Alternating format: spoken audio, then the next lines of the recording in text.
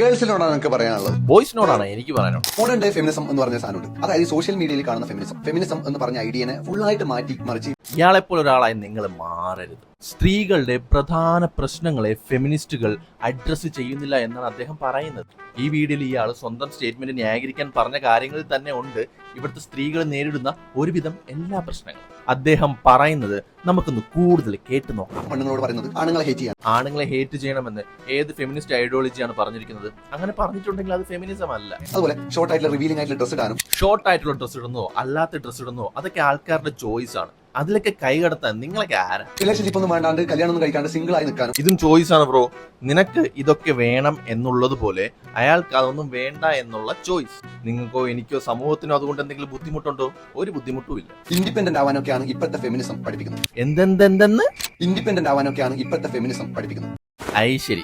അതായത് സ്ത്രീകള് ഇൻഡിപെൻഡന്റ് ആകരുത്, ഇവരെ പോലെയുള്ള ആൾക്കാരെ എന്നും ഡിപ്പെൻഡ് ചെയ്ത് മാത്രം ജീവിക്കണമെന്ന്. അപ്പൊ അങ്ങനത്തെ ചിന്താഗതി ഉള്ളവർക്കൊക്കെ ഫെമിനിസം എന്ന് കേൾക്കുമ്പോൾ കുരുപൊട്ടുന്നതിൽ വലിയ അത്ഭുതമൊന്നുമില്ല എനിക്ക്. സമൂഹം അവരുടെ വാല്യൂ നിർണ്ണയിക്കുന്നത് അവരുടെ ശരീരത്തെ ബേസ് ചെയ്താണെന്ന് പറയുന്ന, അവർ എന്ത് ഡ്രസ്സ് ഇടണമെന്ന് ഞങ്ങൾ തീരുമാനിക്കും എന്ന് വന്നിരുന്ന് പറയുന്ന ഒരാള് സമൂഹത്തോട് പറയുകയാണ് സ്ത്രീകളുടെ യഥാർത്ഥ പ്രശ്നം എന്താണെന്ന് അയാൾക്കറിയാമെന്ന്. ഫുൾ ലോകം നിങ്ങൾ നേക്കഡ് ആയിട്ട് കാണാൻ ആഗ്രഹിക്കുന്ന ഒരു ലോകമാണ് ഈ ഫുൾ ലോകം. അപ്പോ നിങ്ങളോട് ഒരാൾ പറയാണ് അങ്ങനത്തെ പോസ്റ്റ് ഒന്നും ചെയ്യേണ്ട, അത് സേഫ് അല്ല എന്ന് പറയുന്നത് അവർ ടോക്സിക് ആയതുകൊണ്ടല്ല, അവര് നിങ്ങളുടെ സേഫ്റ്റി ആഗ്രഹിക്കുന്നുണ്ടാണ്. അച്ചോടാ, അദ്ദേഹം കെയറിംഗ് ആണ് കേട്ടോ ഉദ്ദേശിച്ചത്. എങ്ങനെ ഒരാളുടെ ഫ്രീഡം മൊത്തം ഹനിച്ചിട്ട് ഞാൻ കെയറിംഗ് ആയിരുന്നു കേട്ടോ മോളെ അല്ലെങ്കിൽ മോനെ എന്ന് പറയും പോലെ. ഫുൾ ലോകം നിങ്ങളുടെ ഒരു സാധനം ലീക്കായ ഹാപ്പി ആവുന്ന ടീമായിരിക്കും. നിങ്ങളുടെ അടുത്ത് നിൽക്കുന്ന ആൺ സുഹൃത്തുക്കൾ തന്നെ അത് കിട്ടിയ ഹാപ്പിയാവും. അതായത് സുഹൃത്തുക്കളെ, ആണുങ്ങൾ മൊത്തം മോശമാണെന്നാണ് ഇയാൾ ഈ വീഡിയോ കൊണ്ട് ഉദ്ദേശിക്കുന്നത്. സ്വന്തം സുഹൃത്തായ പോലും വെറും ആണെന്നാണ് ഇദ്ദേഹം ഊന്നി പറയുന്നത്.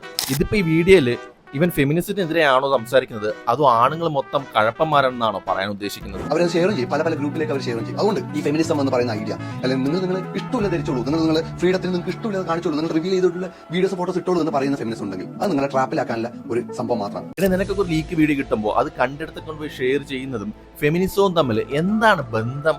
നിങ്ങളുടെ വാല്യൂ നഷ്ടപ്പെട്ടു കഴിഞ്ഞാൽ സമൂഹം നിങ്ങളെ റെസ്പെക്ട് ചെയ്യില്ല. കാരണം സമൂഹം ഗേൾസിനെ റെസ്പെക്ട് ചെയ്യുന്നത് അവരുടെ സ്വഭാവം വെച്ച് മാത്രമാണ്. അതെ, അവസാനം പറഞ്ഞതും ഇവിടുത്തെ സ്ത്രീകൾ മാത്രം നേരിടുന്ന ഒരു പ്രശ്നമാണ്. അത് അങ്ങനെയല്ല എന്ന് അവർക്ക് പഠിപ്പിച്ചു കൊടുക്കുന്നതാണ് ഫെമിനിസം എന്ന് കരുതിക്കോ. Okay, by.